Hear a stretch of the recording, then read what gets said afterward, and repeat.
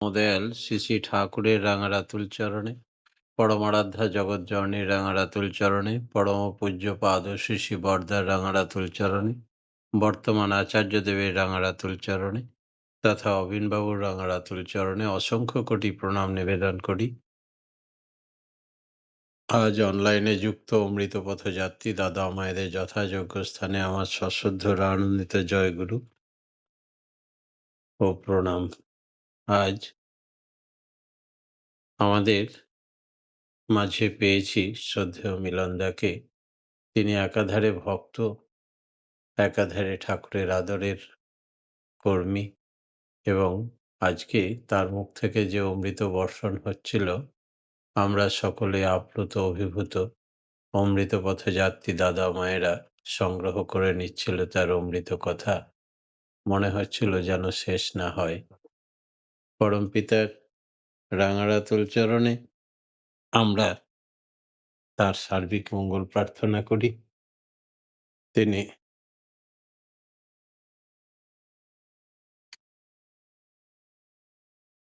আমাদের মাঝে বারবার আসুন এবং আমাদেরকে আরো তন্মুখী করে তুলুন, এই প্রার্থনা। এরপরে যদিও বলার কিছু থাকে না, তবুও প্রথামতো বলেছেন ঠাকুরের কথা বলতে। ঠাকুর অসীম অনন্ত, তার কোন দিকটা বলা যায় আর কোন দিকটা বলা যায় না জানা নেই। ঠাকুর 1952 22 আগস্ট দেওঘর ছেড়ে দুমকা এসেছিলেন মুখার্জি পার্কে। সেই মুখার্জি পার্ক পরবর্তীতে দুমকা ঠাকুর বাড়িতে পরিণত হয়। সেই ঠাকুর বাড়িতে দীর্ঘদিন আমার থাকার সৌভাগ্য হয় আচার্যদেব শ্রী শ্রী বরদার আশীর্বাদে। সেখানে থাকাকালীন একদিন এডিসি সাহেব ঠাকুরের কাছে নিবেদন করছেন যে 8টি গ্রহ নাকি একসঙ্গে সংযোগে এক সমান্তরালে এসে যাবে এবং পৃথিবী ধ্বংস হয়ে যাবে। পেপারেও দেখছি, সবদিকে খবর হচ্ছে। এই বিষয়ে আপনি কি বলেন? ঠাকুর বললেন, প্রকৃতির যা কিছু সৃষ্টি তার নির্দিষ্ট নিয়ম এবং শৃঙ্খলার মধ্যে আবদ্ধ। প্রত্যেকেই শুধু শুধু শূন্যে ঝুলে নেই। তাই প্রত্যেকের একটা টান থাকে। সেই টানে সে ঘোরে এবং নির্দিষ্ট পরিমাপ দূরত্ব বজায় রেখেই ঘোরে। কখনো হঠাৎ করে সে নিজের কক্ষচ্যুত হয়ে পড়বে না, তাহলে তো সব লণ্ডভণ্ড হয়ে যাবে। সেই জন্য আপনি ডিসি সাহেব, এডিসি সাহেব, আপনি উচ্চশিক্ষিত মানুষ, জেনে রাখুন, প্রকৃতির বিধাতার বিধান কখনো উল্লঙ্ঘন হয় না। তাই সেরকম কোনো সুযোগ নেই। ডিসি সাহেব আবার প্রশ্ন করছেন, আচ্ছা, আমাদের স্মৃতিশক্তি বেড়ে যায় কি করলে? ঠাকুর বলছেন যে স্মৃতিশক্তি বেড়ে যায়, আগে কোনো বিষয়টাকে পড়তে হয় ভালোভাবে। ২-৩ দিন পর আবার স্মরণে রাখতে হয়। ৭ দিন পর আবার সেগুলো স্মরণ করো, লেখো, আলোচনা করো। এভাবে স্মরণ শক্তি বাড়িয়ে দিতে হয়। আর শরীরটাকে ঠিক রাখতে হয়, শুদ্ধ নিয়ম মতো চলা।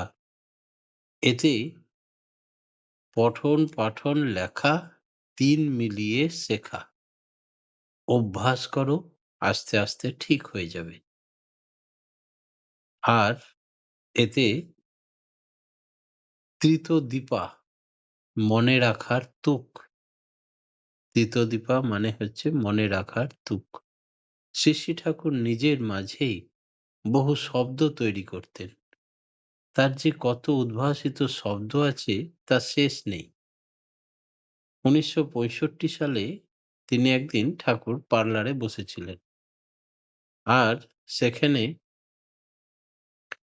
এমএ ক্লাসের ছাত্র প্রাইভেটে এমএ পরীক্ষা দেবে। ফাঁক খুঁজে ঠাকুরকে জিজ্ঞেস করলেন, ঠাকুর, আমার পড়লে কিছুই মনে থাকে না, ভুলে যাই। কি করলে মনে রাখতে পারবো? উত্তরে ঠাকুর বলেছিলেন, ভুলে যাই, কি করে মনে রাখবো? উত্তরে বললেন, পড়তে হয় এমনভাবে যাতে ক্যারেক্টারে, চরিত্রের মধ্যে এসে যায়। যেভাবেই প্রশ্ন আসুক না কেন, তার যেন উত্তর দিতে পারো। মেমারিতে, স্মৃতিতে নিয়ে আসা চাই। অনেকদিন পরে ভুলে যাও, আবার মনে করে চরিত্রে নিয়ে এসো। এমনতর করলে আর কখনো ভুলবে না। ঠাকুর বললেন, তৃৎ কথাটার মানে হলো, দেখ তো ডিকশনারিতে কি আছে? অভিধান নিয়ে আসা হলো, ত্রি ধাতু ত প্রত্যয় যোগ করে তৃৎ।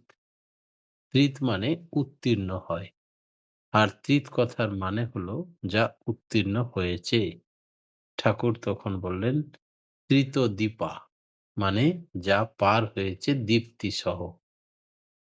বিশ্লেষণ এবং সংশ্লেষণ করে যা হয় তাই হচ্ছে তৃত। যতই একজন তৃতদীপা হয়ে ওঠে জানা অজানার পাড়ি দিয়ে, সে তত সহজদীপ্ত বোধের অধিকারী হয়, তৃপ্তি পায়। আর তা হতে গেলেই বিহিতভাবে বিশ্লেষণ এবং সংশ্লেষণের ভিতর দিয়ে যেতে হয়। এটা যার স্বভাবসিদ্ধ, সে বড় হয়ে উঠবেই। এরপরে ঠাকুর একটা বাণী দিয়েছিলেন, তৃতদীপা যতই হবে জানা অজানার পাড়ি দিয়ে, সহজ দীপ্ত সংবেদনায় ফুটবে বহু তৃপ্তি নিয়ে। সংশ্লেষণ আর বিশ্লেষণের পাড়ি যতই পারবে দিতে, স্বভাবসিদ্ধ হয়ে সেসব তুলবে নিশান বিশাল ভিতে। তাই শিক্ষায় প্রাণের পরশ চাই। শ্রী শ্রী ঠাকুর জাতিস্বরের গঠনের ক্ষেত্রেও এই তৃতদীপা কথা বললেন। এই সমস্ত ঠাকুরের নিজস্ব সংযোজনের শব্দ। তৃতদীপা এর আগে কেউ কখনো শোনেনি। ঠাকুর নিজে ডিকশনারি তৈরি করতেন, নতুন ডিকশনারি, যা এর আগে কখনো হয়নি। শ্রী শ্রী ঠাকুরের কাছে বহু ব্যক্তি আসতো বিভিন্ন বিষয় নিয়ে। একদিন কটকের ইন্দ্রমণি সাউ দাদা এসছেন, আর তিনি তার বিস্কুটের ব্যবসার ফ্যাক্টরির নাম কি দেবেন? মণিরাজ ইন্ডাস্ট্রি ঠাকুর নামকরণ দিলেন এবং বললেন যে আপনি বিস্কুটের ব্যবসা করার পরে পরে লজেন্সের ব্যবসা করতে ৫,০০০ টাকা থেকে আজকে ১,০০,০০০ টাকা পুঁজি হয়েছে আমার। এবার কি করব? ঠাকুর বললেন, ওই ব্যবসায়ের পঞ্চনীতি। এই পঞ্চনীতি মেনে চললেই যে কোনো ব্যবসায় উন্নতি লাভ হবে। এই পঞ্চনীতিটা কি? ঠাকুর আবার পুনরাবৃত্তি করলেন। বললেন, দৈনন্দিন ইষ্টভৃতি পরায়ণ হয়ে ভেতরে ও বাইরে মিষ্টি সেবাপ্রাণ সদ্ব্যবহার করতে হবে। আজকে যিনি সৎসঙ্গ দিচ্ছেন তাদের মধ্যে একজন দোকান উদ্বোধন করবেন, তার উদ্দেশ্যে বলা যে, দ্বিতীয়ত নিয়মিত হিসাবপত্র সহ উন্নতিমুখী লাভজনক পরিচালনা করতে হবে। কথার খেলাপ না করা, না খরিদ্দারের সঙ্গে না পাওনাদারের সঙ্গে। যাকে যখন যে কথা বলবে সেটা যেন ঠিক রাখে। ৪ নম্বর হচ্ছে প্রত্যক্ষ পর্যবেক্ষণ করা। কর্মচারী লোক দিয়ে দোকান চালালাম, আমি গেলাম না, দেখলাম না, হিসাব নিলাম না, তাহলে প্রত্যক্ষ পর্যবেক্ষণ হলো না। লাভের অন্তত ১/৪ নিয়মিত মূলধনে বিনিয়োগ করতে হবে। সবটাই যেন লভ্যাংশ খেয়ে না নিই, তাহলে পুঁজি শেষ হয়ে যাবে। ব্যবসা বৃদ্ধি করতে গেলে 1/4 প্রত্যেক দিনের লাভের 1/4 তুলে রাখতে হবে পুনর্বিনিয়োগের জন্য। এইভাবে ৫টা নিয়ম নীতি মেনে চললে যে কোনো ব্যবসায় উন্নতি লাভ করা যাবে। শ্রী শ্রী ঠাকুর কে একদিন আমাদের জজ সাহেব, পাটনা হাইকোর্টের জজ সাহেব, তিনি এসছেন বললেন, "প্রফুল্লদা।" দৃঢ়ভাবে বললেন, "জজের শুধু ইনটেনশন নির্দোষ হলে চলবে না। কায়দা করে সত্যটাকে বার করে নিতে হবে। মঙ্গলটা তখন আইনের সীমানার মধ্যে পড়ে, সেখানেই তার বাহাদুরি।" প্রফুল্ল ব্যানার্জিদা ছিলেন জজ, পাটনা হাইকোর্টের। ঠাকুরের কথা সব শুনলেন। শোনার পরে বললেন, "ঠাকুর, আমরা বুঝতে পারি না কে দোষী কে নির্দোষ। কাগজ কলমে যতটুকু প্রমাণ পাই বুঝলেও উপায় থাকে না তার বাইরে যাওয়ার। তাই অনেক সময় হয়তো নির্দোষকেই সাজা দিতে বাধ্য হয়।" তখন ঠাকুর বললেন, "দণ্ডিতের সাথে দণ্ডদাতা কাঁদে, যবে সমান আঘাতে সর্বশ্রেষ্ঠ সে বিচার।" ঠাকুরই সর্বপ্রথম বলেছিলেন, জেল নয় সংশোধনাগার। পরবর্তীতে আমাদের গুরুভ্রাতা যখন কারামন্ত্রী হলেন, তিনি জেল থেকে নামটা সংশোধনাগার করেছিলেন। ঠাকুর বলেছিলেন ১৯৬১ সালে। আর এটা পরবর্তীতে পূরণ হয়েছিল। ঠাকুরের প্রত্যেকটি কথা যদি আমরা মেনে চলি, তাহলে আমাদের জীবনের আমূল পরিবর্তন এসে যায়। প্রত্যেকটির পিছনে কার্যকারণ সম্পর্ক থাকে। একদিন দৈব শক্তি নিয়ে কথা উঠেছিল। ঠাকুরের কাছে কিছুই অলৌকিক নয়। দৈব শক্তির প্রভাব সম্পর্কে ঠাকুর বললেন, নিষ্ঠা নিটোল হৃদয় নিয়ে আগ্রহশীল তৎপরতায় কৃতিপথে মানুষ যতই এগিয়ে চলে, ততই তার বোধবৃত্তি সজাগ হয়ে থাকে। আবার বিহিত বিশেষ অবস্থাতে প্রাকৃতিক বিন্যাস তাকে ঘিরে এমনভাবে আশ্রয় লাভ করে যে জীবনের দুষ্টক্ষণে সেগুলি দৈব শক্তির মতো কাজ করে, আমাদের রক্ষা করে। কোনো কাজের কারণটা যেখানে আমাদের বোধ ও মেধার মধ্যে সুস্পষ্ট হয়ে ওঠে না, সেটাই দৈব শক্তির প্রভাব বলে আমরা চালিয়ে দিই। বীজ নামের কথা বলতে গিয়ে তিনি একদিন বললেন, a mechanical composition of vibration through which the creation is created. স্পন্দনের একটা যান্ত্রিক সংগঠন যার মধ্যে দিয়ে সৃষ্টির উদ্ভিন্ন হয়ে উঠেছে, সেটাই বীজ। নামের রাধাস্বামী নামের অর্থ স্বামী অর্থে চৈতন্যের ভাণ্ডার, যাকে পরম পুরুষ বা পরম কারণ বলা হয়। আর রাধা হলো তার ধারার কারেন্ট, যা পরম পুরুষ থেকে নির্গত হয়ে মণ্ডল, দেশ, কাল, লোক, ধাম, পদ, মঞ্জিল সৃষ্টি করেছে। রা কথার মধ্যে আছে রণ ধাতু, যার মানে ইনওয়ার্ড মোশন বা অন্তর্মুখী গতি বা ধ্বনি। ধা কথার মধ্যে আছে ধৃ ধাতু, যা ধারণ করা। সা কথার মধ্যে আছে সন ধাতু, যার মানে আউটওয়ার্ড মোশন, অর্থাৎ বহির্মুখী গতি ধ্বনি। মি কথার মধ্যে আছে মিম ধাতু, যার মানে ইনওয়ার্ড মোশন, এই অন্তর্মুখী গতি বা ধ্বনি। এক কথায় বলা যায় টু অ্যান্ড ফ্রো মোশন, যাওয়া আসার গতি। ভাইব্রেশন, কম্পনের মরকজ সৃষ্টি এই গতির মধ্যে দিয়েই। তাই উদ্ভাসিত হয়ে উঠে বহু অলৌকিক ঘটনা। কিরকম? একদিন একটি মুসলিম ভাই এসে বলছেন যে, "আমি ২ বছর ধরে ঘুমাইনি। আমার ঘুম হয় না রাত্রে।" ঠাকুর বললেন, "তুমি কোরআন পড়ো?"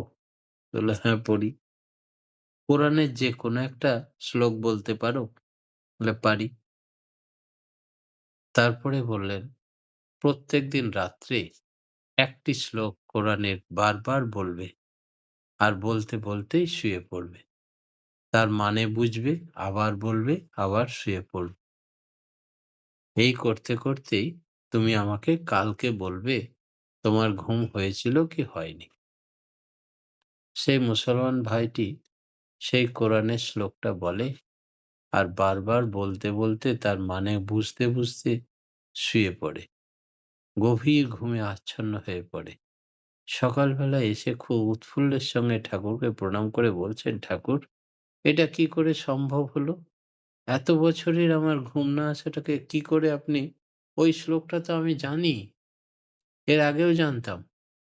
তাহলে কোনদিন যে ঘুম হয়নি?" ঠাকুর বললেন, "তোমার মনটা ভীষণ চঞ্চল থাকে। তাকে সীমিত করে দিলাম। ওই কোরআনের ছন্দের, ওই বাণীর মধ্যেই সীমিত থাকলো। তার মানে বুঝলো আর বলতে থাকলো। তাহলেই তোমার চঞ্চল মন স্থির হলো, তাই তোমার ঘুম হলো।" বীজ মন্ত্রের মধ্যেই, সৎ চিন্তা মধ্যেই সবকিছু শুভ লুকিয়ে থাকে। তাই মনটা দুষ্ট হলেই জানিস ব্যাধির আঁতাল হয়। ওইটাকে তুই এড়িয়ে চলিস, করবি ব্যাধি জয়। তাই ঠাকুর আমাদের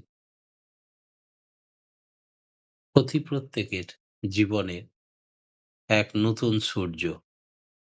তিনি আমাদের মাঝে এসছেন আমাদের সবকিছু সমস্যার সমাধানের জন্য, এবং এই সমাধান তিনি সকলকে সর্বক্ষেত্রেই প্রয়োগ করেছেন। আর তার মূলে হচ্ছে এই স্পন্দন, নাম, ভাইব্রেশন। শ্রী শ্রী ঠাকুর আমাদের বাংলা পদ্য এবং বাণীর সংখ্যা মোট দিয়েছেন 10,392টি। গদ্য বাণীর সংখ্যা আর 7টা খণ্ডে প্রকাশিত ছড়া অনুশ্রুতির সংখ্যা 8,829, আর 9 খণ্ডে মেসেজ প্রকাশিত হয়েছে। ইংরেজি বাণীর সংখ্যা 2,467টি। ঠাকুরের মোট প্রকাশিত বই, কথোপকথন সহ 1918 থেকে 1985 সাল 102 খানা বই। ইংরেজিতে তার মধ্যে 18 খানা। অপ্রকাশিত বাণীগুলি এখনো আছে, যা ছাপানো হয়নি। অধীর আগ্রহ চেষ্টা চলছে। শ্রী শ্রী ঠাকুরের জীবনীটাই বড় অত্যাশ্চর্য। এত অল্প সময়ে এত জিনিস কি করে দিলেন আমাদের জন্য। শ্রী শ্রী ঠাকুরের অবদানের তুলনা নেই। যে কোনো দিকে তাকালে বোঝা যায় তিনি সাধারণ মানুষ নন। একটা মানুষের পক্ষে এত সম্ভব নয়। তিনি এত এনার্জেটিক, আগ্রহ উদ্দীপী শক্তি নিয়ে তিনি চলতেন, যে দেহ অবসানের আগের দিন পর্যন্ত বাণী দিয়েছেন। ঠাকুরকে জিজ্ঞেস করা হলো, "আপনার শরীর অসুস্থ, এখনো বাণী দিচ্ছেন কেন?"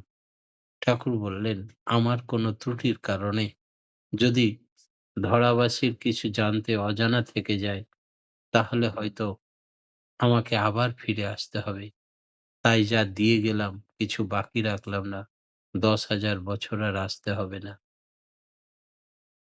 পরম প্রেমময় শ্রী শ্রী ঠাকুরের রাঙারাতুল চরণে একদিন প্রফুল্লদা জিজ্ঞেস করছেন, "আপনি যে বললেন আমি নন ম্যাট্রিক মুখ্যু বামুন, আমি ইংরাজিতে কিছু বলতে পারবো না। কিন্তু কেষ্টদা আপনাকে বারবার বলতে লাগলেন, আপনি তো পৃথিবীর সব শ্রেণীর মানুষের জন্য। তাহলে বব কামিং এবং অন্যান্য হাউজারম্যানরা এবং আরো ইস্টার্ন কান্ট্রির বহু মানুষ ভক্ত, এক্সম্যান সাহেব, তারা বারবার অনুরোধ করেছে দোভাষী প্রফুল্লদাকে কাজে লাগিয়ে তাদের সঙ্গে কথা বলতে হচ্ছে। আপনি পারবেন, আপনি যদি ইচ্ছা করেন তাহলে পারেন কিছু পড়তে, ইংরেজিতে বলতে। বলছেন আমি পারি, পরমপিতার ইচ্ছা হলে তাহলে হতে পারে।" হঠাৎ বাথরুমে যাওয়ার সময় বললেন, "এসেছে, এসেছে, কেষ্টদা এসেছে" বলে হুড়হুড় করে মেসেজ ভলুমের পর ভলুম বলতে শুরু করলেন। কি করে সম্ভব হলো? ৯ খানা ভলুম বেরিয়ে পড়ল ইংরেজিতে। আর সেই ভাষা ইংরেজরা স্তম্ভিত হয়ে যায়। এত সুন্দর, এত পরিশুদ্ধতা, এত মার্জিত, এত গভীরতা দেখে ইংরেজরা স্তম্ভিত হয়ে যায়। কোথা থেকে এলো এই ভাষা? আপনি নন ম্যাট্রিক ব্রাহ্মণ, তাই বিধাতা, যিনি fulfill at the best creators of all supreme God, supreme Father, যার কোনো ব্যাখ্যা হয় না, যার কোনো প্রকাশ নেই।